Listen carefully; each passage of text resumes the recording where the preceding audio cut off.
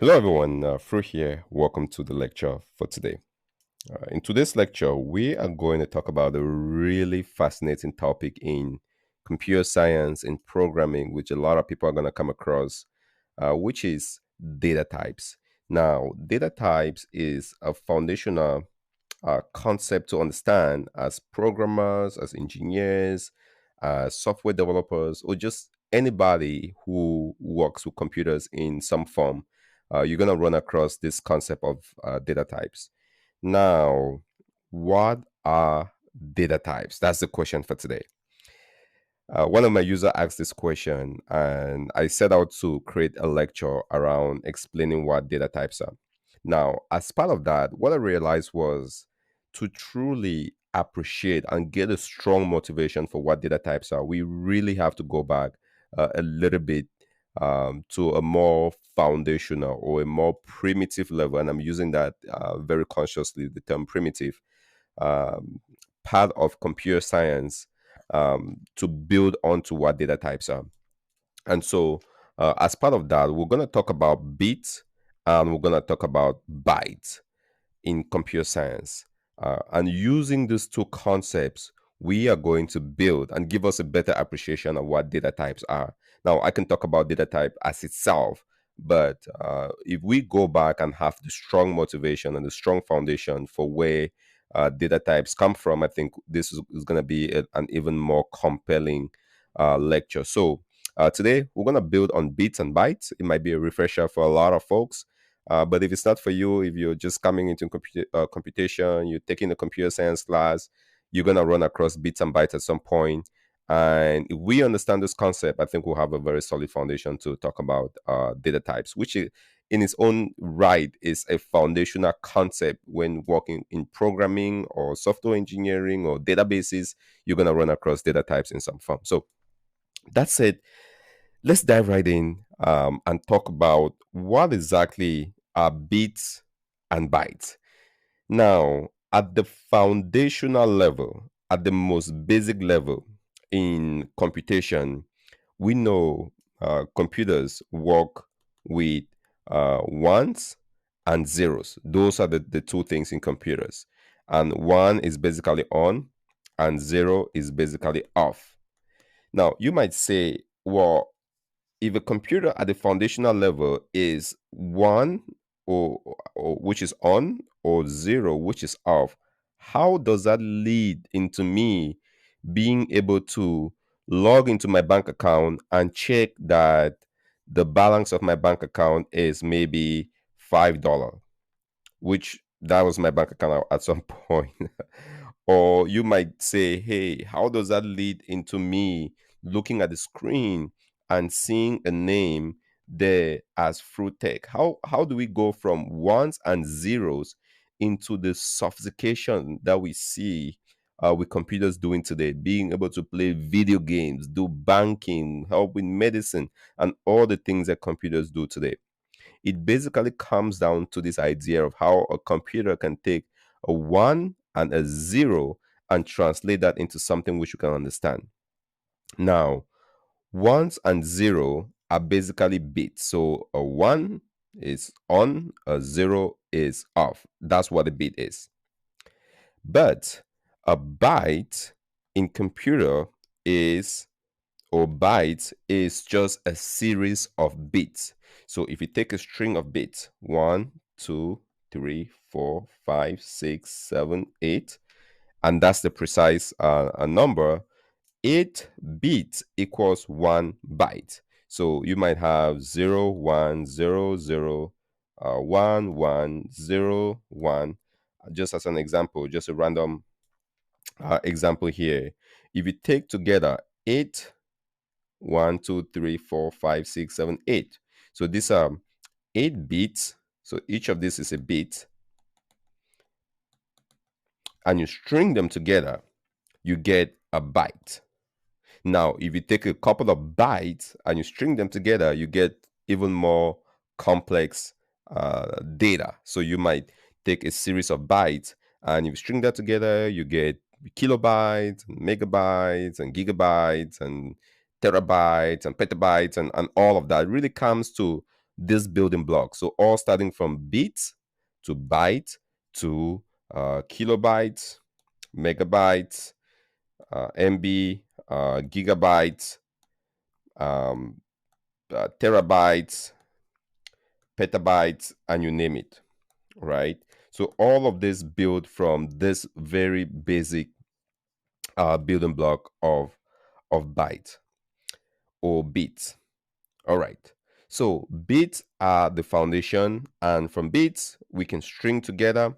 And by this we're going basically times 1,000.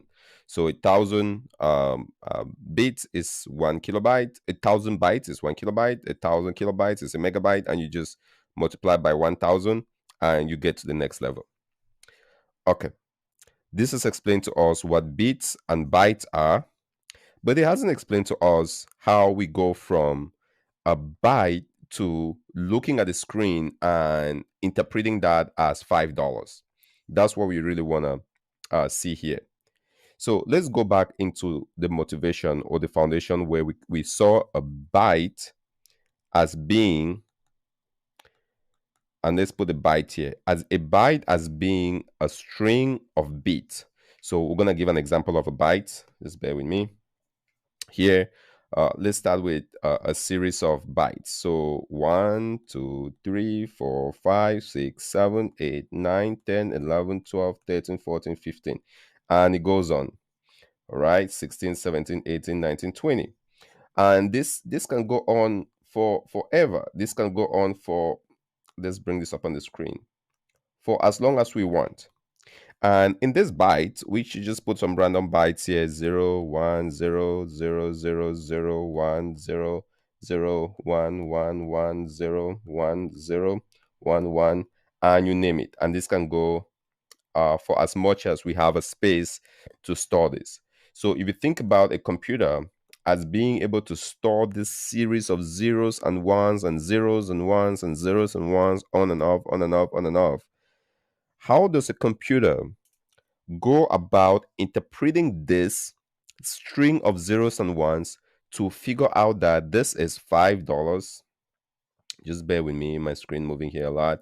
That this is $5, or this spells the character through tech.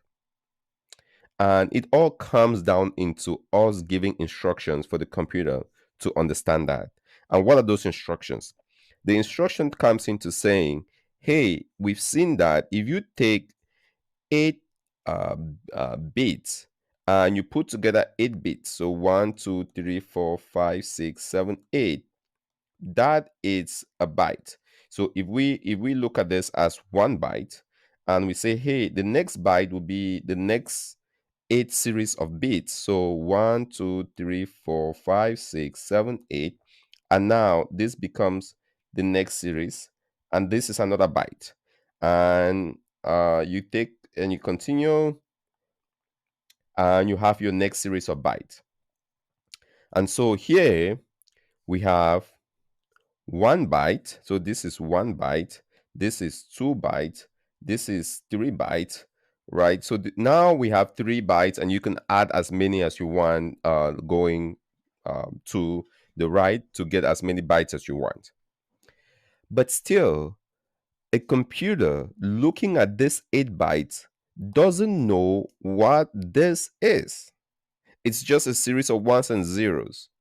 And so there has to be a way for a computer to look at this string of 0, 1, 1, 0, 1, 0, 0, 0, to interpret what that is. What exactly is it? How can a computer know what this is? Now, that's where character encoding comes into play. So this is going to give us a very important concept here called character.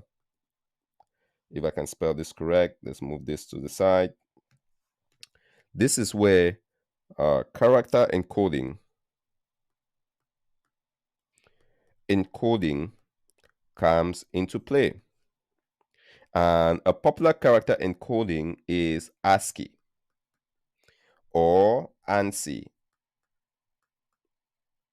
or EBCDIC. There are so many of this, EBCDIC, which you might come across. Now, the one we're going to focus on here in this lecture a lot is ASCII. ASCII stands for the American Standard Code for Information Interchange. American Standard Code for Information Interchange. So that's what ASCII stands for. Well, how does ASCII help us? Well, and the other alternative to ASCII, which is ASCII was new, was older, and then ANSI came up afterwards, which ANSI stands for the American National Standard for Information or something. I think that's about it. And EBCDIC basically was really from IBM, which stands for the Extended Binary Coded Decimal Interchange. So um, but the popular one we're gonna really pay attention to is ASCII. So what exactly is ASCII? Now, ASCII is a really interesting thing to for computation, if you ask me. Now, ASCII, what it did at the time, even though it's older now, there are newer formats with Unicode, but at the time, what ASCII did was it took all the characters in English. So if you think about English as a language, so ASCII took all the characters in English and it created this table. So it created this table. So there'll be a table here as an example. And the folks that created ASCII said, hey, we're gonna map bytes into all the characters that existed in English at the time. And so what they did was they said, hey, we're gonna have some form of a binary here, right? Because binary is bits, right? So if you think about bits, this is binary, 1 or 0, on or off. So ASCII said, hey, we're going to take all of that and we're going to map it. So let's just put here binary and I'm going to put here decimal just for example, and I'm going to put here hex, which stands for hexadecimal, and I'm going to put the symbol here. And so the folks said, hey, let's take all the symbols that we know. So if you think about English language, there are lots of symbols. So let's take, for example, exclamation is a symbol. Plus is a symbol. Capital A is a symbol. Lower S is a symbol. And you can go on and on and on with all the symbols that existed in English language. And so what these folks did was they said, hey, we're going to take all of that and we are going to map it to the binary representation. And so they said, hey, for representing the symbol exclamation, we're going to give it a binary mapping. And it so happened that that binary mapping was 010 001. And then they went ahead and said, hey, we're going to give the next one here 001, well, 010 1011. And they say, hey, if you see 1000001 or you see 111 0011, that would map into lowercase s. If you see 1000001, that will map into uppercase A. And if you see this one here, it's going to map to plus. If you see 0100001, it's going to map into exclamation. And take all the characters, uppercase A, lowercase a, uppercase B, lowercase b, they all had their binary mapping. And so there was a table that said, hey, for these characters we have in English, there's going to be a binary mapping. Okay. And the binary mapping, of course, will also have a decimal representation, which in this case will be 33, 43, 65, maybe 115. That's what it was. And then there's also a hexadecimal representation. I'm not going to talk too much about these ones, but just something to be aware that those exist, right? 41, 73 here as well. And this table, basically, if you pay attention to what this table is doing, this 0100001, the very first one that we have here on the list, this very first entry is a set that represents a set of or a collection of bits. And how many bits are those? These are 7 bits. So let's count 1, 2, 3, 4, 5, 6, 7. So there are 7 bits. So the very first thing that we want to know with ASCII is ASCII uses 7 bits to represent English characters. And I'll just put chars. So ASCII uses 7 bits to represent all, and we can even put all here, all English characters. Now, ASCII is 7 bits. Ascii use 8 bits. We're not going to talk about Ascii too much here, but they use 8 bits just to be aware of that. Then there is something that even uses more bits with Unicode and UTF-8 and so many. There are other things outside of that. But the one we're paying attention here is ASCII, which uses 7 bits. Now, if you use 7 bits to represent all the English, so every character in English, you can take uppercase Z, lowercase m, or uppercase m. You can take the @ symbol. All of that will have a binary mapping to the right side here. There will be a binary mapping to the right side. So let's just clean this up a little bit. Okay, you might say, but Phil, that's interesting. There is a binary mapping to the right side. But what you've told me is it's using 7 bits. How many things, if you had 7 bits, how many things can you represent with 7 bits? So if you had, let's just do a quick math here. 0, 1, 2, 3, 4, 5, 6, 7. You had 7 bits. How many things can you represent in 7 bits? So given that a bit can only be 1 or 0. So you can either have 0, 1, 1, 0, 1, 0, 1, or you can have 1, 0, 0, 0, 1, 1, 1. You can take the permutation and continue. You can have 1, 1, 1, 1, 1, 1, 1, or you can have 0, 1, 1, 1, 1, 1, 1. Just do the counting. And what you realize is that with just 7 bits, you have a total representation of no more than 128. So you can do 128 of this. So if this is 1, 2, 3, 4, 5, 6, you can represent 128 maximum characters with 7 bits. So if you've said, hey, the first character is this @ symbol, this exclamation symbol, you might have a character that represents the @ symbol, a character that represents semicolon, a character that represents uppercase A, lowercase a character that represents the digit 1, 2, 3. So think about all the characters that exist in English. And the reason why I'm specifying English here is because when you start thinking about other languages like Japanese or Chinese, it becomes even more complex. And that's why ASCII was updated to more modern representations. And ASCII, even though I'm talking about it, is not being used as much. What you see used today popularly is Unicode. But the reason for this, the discussion here is just to build the foundation of how ASCII came about. So again, ASCII took all the characters in English and gave it representation, gave it decimal or binary representations. Okay, and those binary representations are 128 of them.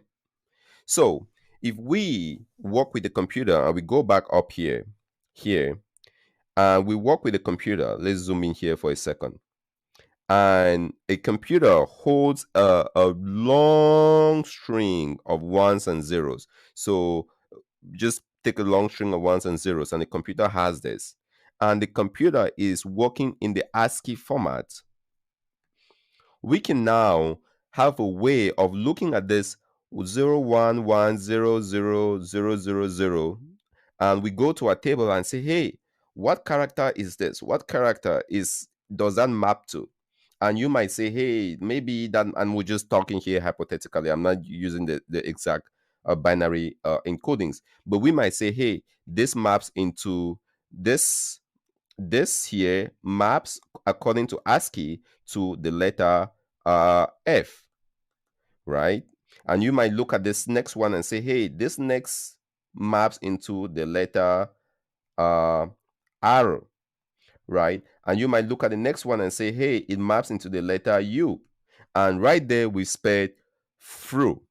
Now, again, of course, I know we're talking here just in hypotheticals, because our byte here is 8 digits, but we know that let's just actually do this. Let's just build this here solid.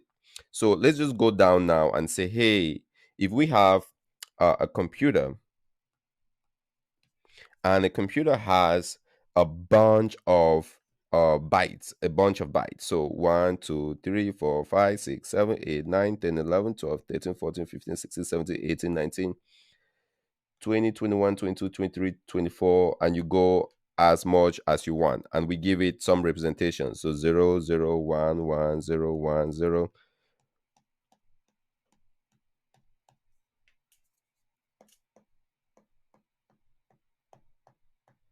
And you keep going. You give it a bunch of bytes. So a computer stores this byte. But now what we have seen in Ascii is Ascii tells us a way to, number one, interpret, and number two, it gives us the size. So if you just had this in a computer, it will not make any sense to that computer. There's no way for a computer to, number one, interpret this, and number two, know what size to deal with. Like, is this an F? Is this a 5? Is this an exclamation? There is no way. There's no boundary for a computer to interpret all of this. But if we know the computer is dealing with Ascii, so let's cancel this. If we know the computer is dealing with Ascii, if this was Ascii encoded, now what is Ascii gonna do? Ascii is gonna tell the computer how to interpret this. So if we go back and do a refresher, 7 bits. Oh, I shouldn't cancel that.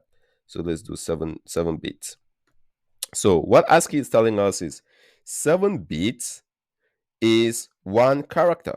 So we have a way of interpreting that. So the first thing that we're going to do is we'll break this up into chunks of 7 bits each.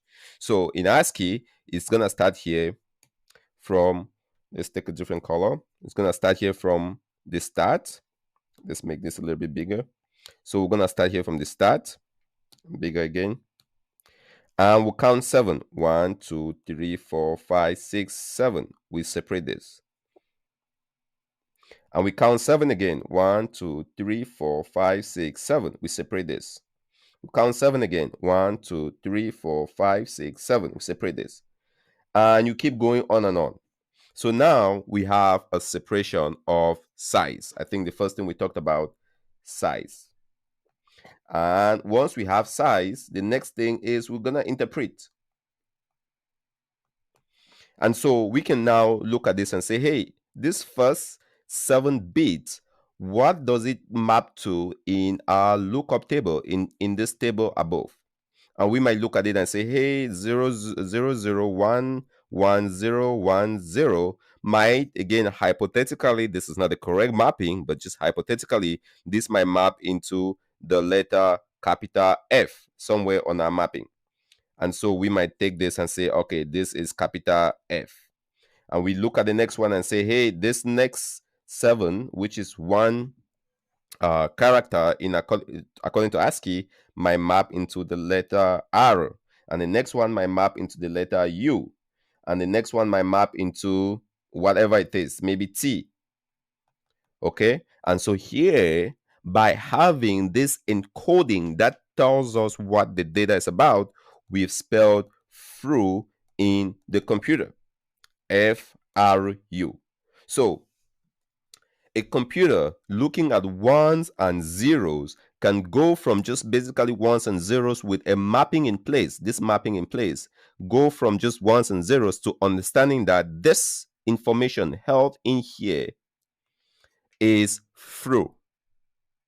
Now, the encoding, depending on the encoding you're using, it might very well be that this encoding, if it wasn't FRU, it could spell something else. It could spell, maybe this could be, let's take a red. This could be encoded 1, and this could be encoding plus, and this could be encoding 3, and this could be encoding something else. And in this case, the computer will understand that 1 plus 3, and it can do math to tell you that this is 4.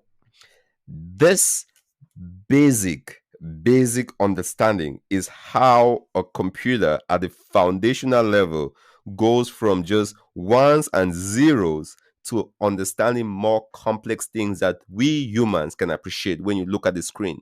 Behind the scenes, computer just has ones and zeros, it's manipulating.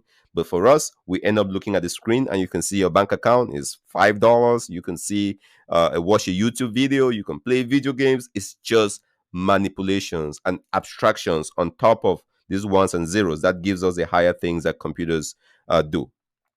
Okay, so to summarize here, if we were to summarize this, the key thing in here, just to recap, is we have, let's take a right. So the key things to recap is we have bits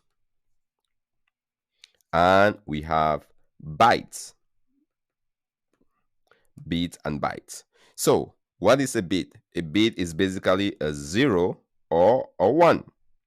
Now, if you take a bunch of zeros and ones and you string them together, so 1, 2, 3, 4, 5, 6, 7, 8. So let's give an example: 0, 0, 0, 1, 1, 0, 1, 1, 0, 0 as an example. If you string this together, you can hold information. And using ASCII as a mapping, ASCII gives us a way to take that information and translate it to something that can tell us that this is A, or this is this. So this is lowercase a, and you have to be specific. It's not just A. So you have to say lowercase a or uppercase A. Uppercase A would have its own set of characters, and ASCII becomes that mapping that tells us what this is. It could be this is 97. It could be this is plus. It could be whatever that mapping ASCII tells us to. So these are the basic building blocks of going from bytes and bits into something that the computer actually understands. All right, this is good. Now, let's go into the other part of this lecture, which we were building from, which was going from bits and bytes to data types. How do we go from bits and bytes into data types? And that's what we're gonna see here in a second. So what are data types? What are data types?